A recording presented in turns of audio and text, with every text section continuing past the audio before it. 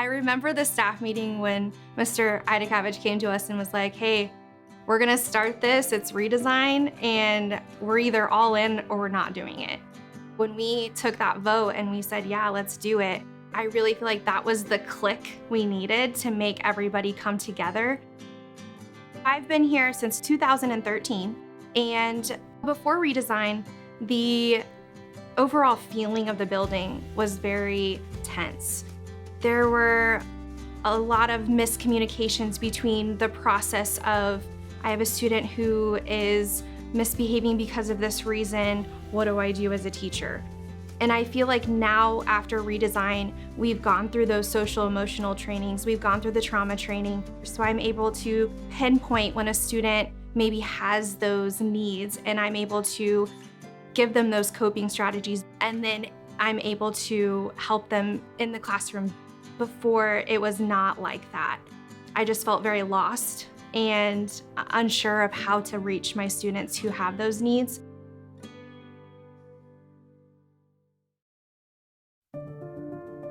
In 2015, the Kansas State Department of Education traveled across the state, convening community conversations made up of family, business, and community partners, as well as educators, to see what they wanted to see in successful high school graduates, and what role K-12 schools should play in developing youth. From this tour, we gathered thousands of responses to help create the Kansans Can School Redesign model. Kansas Redesign focuses on 4 principles: student success skills, community partnerships, real-world application, and personalized learning. Starting with just 7 school districts and 14 schools, Redesign has grown to over 190 schools in 71 districts, doing incredible work. The journey has not been easy, but schools will tell you it has been worth it. Join us as we share 6 of these compelling redesign stories.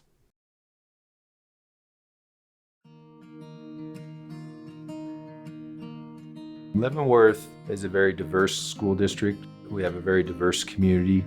We're a 5 to 6A school district. We operate right around between 3,600 and 3,800 students a year. We have a lot of military influence within our community. So structure and education has always been something that I believe this district has prided itself on. Some of the struggles with that, we've also got low socioeconomic pockets in our community. Test scores and academic achievement and those types of things have always been something that has been very important, but we've also had a lot of stagnation in it. And I think that when the principals came to me to discuss redesign, it was really one of those things that opened the doors for a district to really reevaluate where we need to go. And one of the unique things that has been just really powerful about our district is that it's been teacher-led. David Brewer for our elementary, I would put their energy and their ideas and their structure compared to any other elementary school in the state. And the reason for that is really because of Mr. Idakavich and his leadership, but the team buy-in from the teachers. The willingness to say, hey, let's try this. And if it doesn't work, they pivot and move to something else. And I think that that is what really leads a redesign program. It's not the school superintendent, it's not the school board. It's my job to support and give them as much freedom as they can and answer questions as they come up. But for me, I've really been hands off and just sit back and just watch the show happen. And it's just been pretty incredible.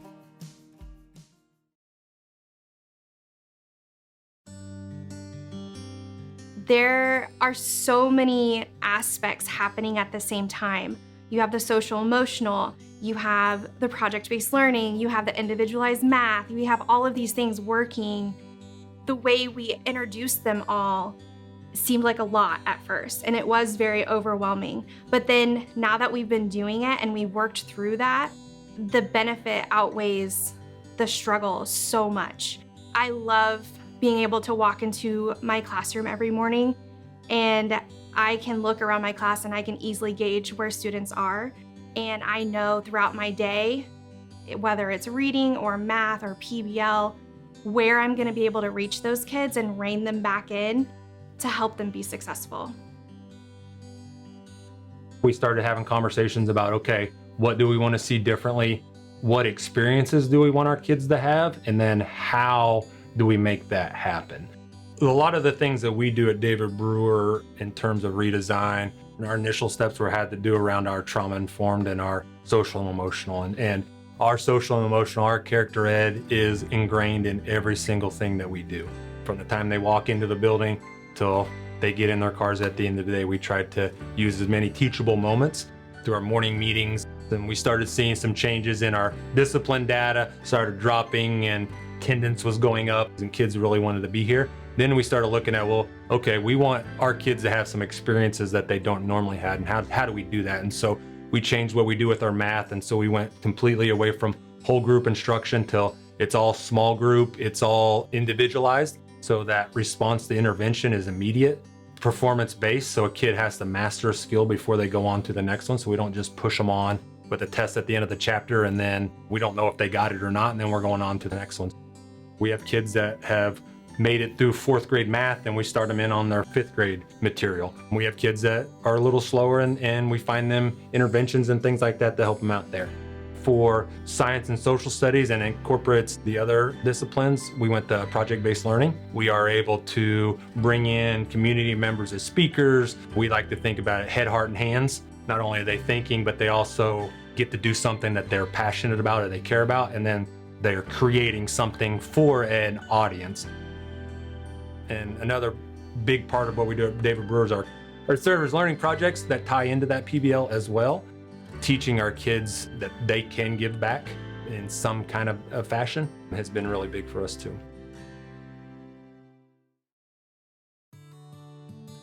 It's important to have that 100% buy-in because how important this work has been, and it's a total team effort. We're redesigning, we're not remodeling, and when you remodel a house, you kind of just change some rooms, but when you redesign a house, you tear it down to the foundation and build it back up, and every room gets changed. And so that's the kind of mindset we used, and we knew that I couldn't have one classroom that didn't buy into it because that alienates the entire culture and what we want to do and that mindset that we had to change.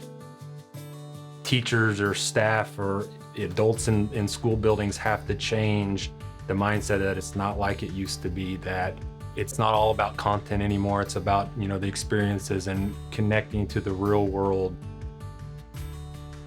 Ultimately, it's what's best for kids. We have procedures and programs in place, but redesign to me is not about those things. It's about that mindset shift in our staff and our students, that no matter what we throw at them or what comes down the pipe, that we're going to be able to change and adapt to it. When we've changed that mindset, we've seen just the growth in everybody from kids to adults. From a social emotional aspect, our entire staff, everybody from the paras to the custodians to the cafeteria ladies, we all believe that social emotional learning and character development is vital to helping our students be successful, not only here at school, but at home and within the community. Each year we do take staff culture surveys. We've done parent climate culture surveys, and we even do it with the students every year. Teachers take those assessments on their students, so we have the data there to show how students are feeling, and it picks up any red flags if any students might be at risk for depression or anxiety. And with that data, we'll then see who needs more support and put those supports in place if they need it. Once we had all the staff buy-in and realized how important it is, we did share the workload more because everybody's working towards the same goal. Everybody knows what to say and how to help those students self-regulate.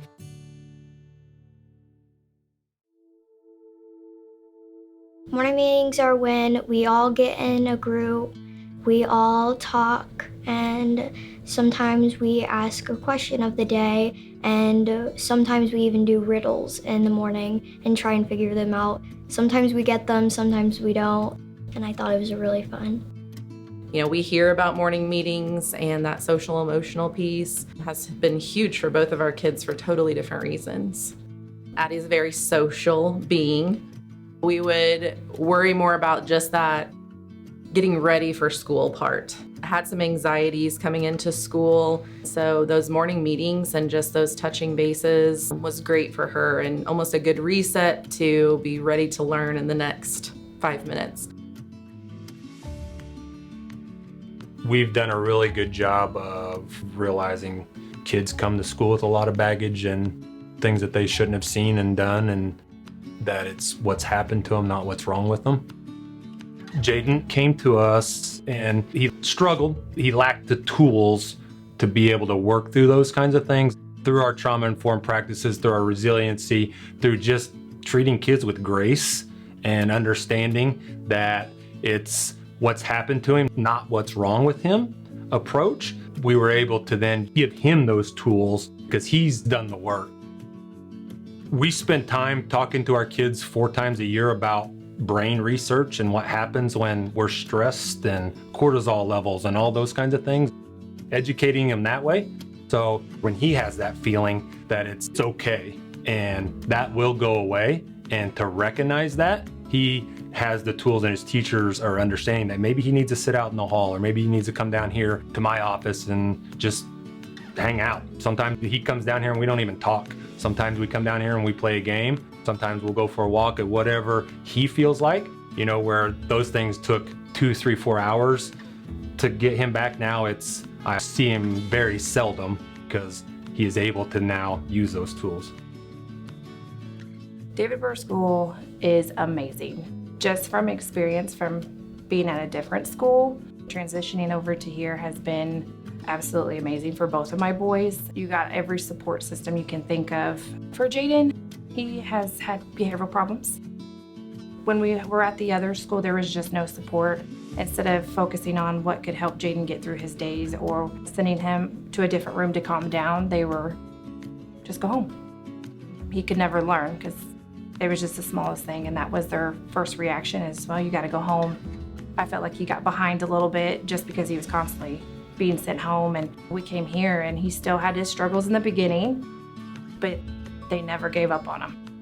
Mr. I takes pride in what he does with these children, and he's reached out with Jaden and helped Jaden a lot. So it's very nice to see that, coming from a different school to here, and how much change and positivity that's influenced Jaden. If we suspend kids and they go home, what are they learning? We really, really like to hold kids accountable. When those kids are having troubles, we set goals for them, not only academic goals, but social goals, and how can we fix this? And if they're at home, they're not learning. They're not making changes and bettering themselves. So we really like to keep them here at school so they can correct those changes and make things better.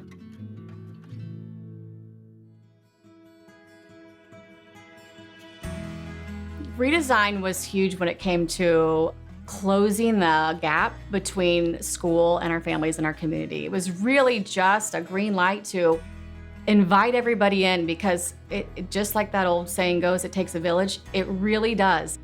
Learning doesn't just stop once the students leave here school. We want them to be able to go out in the community and learn from others. To do that, we brought the community in. We brought someone in who knew how to play the piano, so we had a whole bunch of keyboards donated to our school and taught them how to play the piano. Redesign, it was just a way to open our doors, let everybody come in and learn from one another. One of the great programs we have is our Pioneer Clubs. That's when we bring in those community members from outside to teach them those skills. So we talked about bringing in the karate organization and the pianos and all those different things. Those 3rd, 4th, and 5th graders get to learn all those skills from those outside community resources. And then they get to go and do the Junior Pioneer Clubs, which is our kindergarten, 1st grade, and 2nd grade students. So they get to come in to our rooms, and they then will either take something that they learned from their club or come up with a new idea of a club, and they'll get to implement those clubs. So they become the leaders of our Junior Pioneer Clubs. And so our kiddos are getting to learn from older peers, and getting to see the benefits of the community trickle down to us is just amazing. The young people have significant challenges that I did not have when I was young. And the teachers have an enormous load, not just in the curriculum, but all the different parts of what it takes to become an educator. And I believe that if the community can help out, they should. I received an email say, hey, new school year, new project. So they asked if I would be interested in mentoring a young man. And I said, sure. I found he had some challenges that I had when I was young. And nothing insurmountable or they couldn't be overcome. But sometimes it helps say, hey, I've been there, done that, and we get past it. Sometimes we talk, sometimes he draws, sometimes we play game. But the one thing he seemed to like more than the other activities we did is when the weather was decent, I'd bring a football and we'd go out near the field there and just throw the ball and just talk. Ask about his brothers, and then he would say what he was interested in. Oh yeah, my boys were interested in that. Or, you know, growing up isn't easy. And growing up in today's world, I can only imagine how challenging that can be. If you can spend an hour a week, I mean just an hour a week, make it your lunchtime. Spend a little time with a young person. They get to see somebody, an adult who is not a parent, who is not a teacher, but maybe someone they can relate to or can relate to them. And if it makes a little bit of a difference in one young person's life, then it's worth all the time you spend. We need to give them as many tools in your toolbox as you can have. Make sure that that next generation is strong. We've done a lot of different service projects for the community, and it was just really fun, and I'm glad that we get to do that. It makes me feel like I should be a teacher at some point or be a counselor and teach other kids that we can do a community project. I think for me that community service is huge. And so we all have things that are really important to us. And it's just connecting you with what you're passionate about. And a lot of the times it's people don't know where to start. When we started here at David Brewer and saw that they did so many different projects, they made beds one year for the homeless, and they made dog toys for the dog shelter. Showing Addie that she, as a 10-year-old, can do big stuff too. Whether it's opening the door for somebody or, asking people for socks. Like, these kids are capable of so much, and if they can just grasp that heart, they become adults that are always servant or giving heart. I love the character-driven aspect of it. You can raise people to know how to learn and know how to do math and know how to read, but something that our schools have struggled with in the past is raising students to be decent human beings. This school redesign, it's teaching our kids that, hey, this is how we resolve conflict. This is how we are solid humans. And when we do all that, the learning will come. When we were kids, I never remember a lesson where they taught me how to have a decent conversation with somebody. And those are things they're teaching every week here that in my HR world, adults really struggle with still. It's building those skills that we don't think are important until we know they don't have them. That's why I love David Brewer so much. It's that heart for truly giving these individuals tools to move into adulthood. I don't think the redesign has given anything different. What it's given is it's given the teachers more latitude. Your core is still going to be core. You're still going to teach the core pieces to every subject. But now it's a different way to think of those things and a different way to engage those students and to engage the families away from the traditional sit and get to more production and to more hands-on. The redesign to me is rethinking what we already know and how do we engage more people in that student's learning to give them more opportunities to network out and then also bring the network back into the district. Everyone knows what education is because we've all been through education. Education really hasn't changed. That model hasn't changed. And so when you look at redesign, how do you redesign the model to make education more enticing and more fun for students? And I think by giving teachers the ability to do that and to encourage them to step outside the box, to try something that instead of them always presenting the knowledge, let the kids ask about the knowledge. I think that was one of the things that really provided energy for us here in Leavenworth. I truly do feel like we're a big family here at David Brewer. I feel very lucky to get to be here with people who are supportive. Everyone's open to criticism and moving forward. If someone has a suggestion for me, I try it out and I roll with it. I feel like everyone really truly enjoys being here and we all love what we do here. David Brewer is committed to empower and inspire success in all of our students. And success for one student looks different than what success looks for a different student. For me, success at David Brewer is if I see kids smiling when they're coming in and out of the building. I see my staff smiling. I see having fun, engaging lessons. Those kinds of things is success for me, because I know if those things are happening, then I think we're going to live up to our vision. So one of the things that we've really tried to initiate is relationships. Relationships has been a key ingredient. The next phase for me, as far as success, is seeing the engagement. The engagement of students. When you walk by classrooms, you see their spirit, their eyes. When you go to faculty meetings or talk to principals and you hear about the ideas teachers have and their engagement in that, because it's something different, something new, and it's something challenging to them. And so when you have the relationship and you have the engagement, the third piece to that is the slowest piece along, but it's the ultimate goal would be academic achievement. And I don't think you're going to have academic achievement unless you have the relationship and the engagement of the process. It's like a bus driver. If you pick a student up and you're angry and you give a bad attitude every day, that sets the tone for that student every day.